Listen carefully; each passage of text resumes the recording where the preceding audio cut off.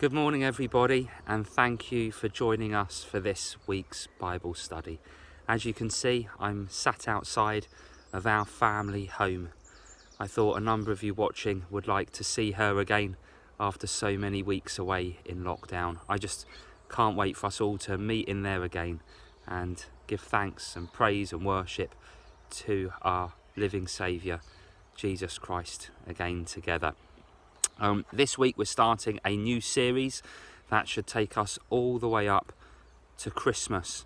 After much prayer and petition, I felt that the Lord has been guiding us to the book of Nehemiah.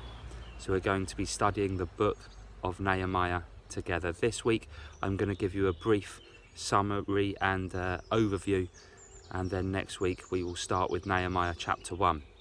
So Nehemiah was written around 450 BC, so about 2,500 years ago. It's loved by Jews and Christians alike, but rather interestingly, secular historians too, because the book of Nehemiah is the best historical text that we have that gives us information on the time where the Jews were in Persian exile. So friends, the Bible can really be trusted, not just as Christians reading it, but as historical text as well. And what had happened prior to Nehemiah's writing is God's people were once again being very, very naughty. God had blessed them, they were living by his principles, and that brought great prosperity. But it brought God's people to a point where they felt like they didn't need him anymore. So they rejected him, they rejected his life-giving laws. Instead, they favoured consumerism, materialism, and it made a very self-indulgent, individualistic, divisive and unfair society. As a result, they became easy pickings for King Nebuchadnezzar and the Babylonian Empire, who came in and burnt Jerusalem to the ground and took God's children, Israel, into exile. They lost everything. All of their trusted institutions had gone, even their Davidic line. But we're told in 2 Chronicles 36, verse 21, that they had gone for a Sabbath's rest. God had given them the promised land, but it needed rest from their greed and pride. But God is gracious, God is merciful, and whilst in exile he calls a Persian born Jew by the name of Nehemiah, who had incredibly high standing. He was cupbearer to the king's right hand man, and God called him to prepare his children, his people, who by this time were now refined by suffering, to go back to Jerusalem and rebuild God's kingdom on earth. This began with a wall, not like Donald Trump's wall of division, a wall of God's love and peace and reconciliation and justice and equality and fairness. So how does Nehemiah do this? Well, there's 3 key themes in this book that we'll come and see and study together over the coming weeks and months. The first major theme is the doctrine of God. Nehemiah lifts God amongst his people, shows them how amazing and all-knowing and almighty he is, to give them confidence to leave Persia, to go back to ruins, to rebuild the wall. The second theme is Nehemiah's use of scripture. He's constantly quoting scripture from the previous books of the Bible throughout this text, reminding Israel of how God had redeemed them and worked so powerfully for them in the past.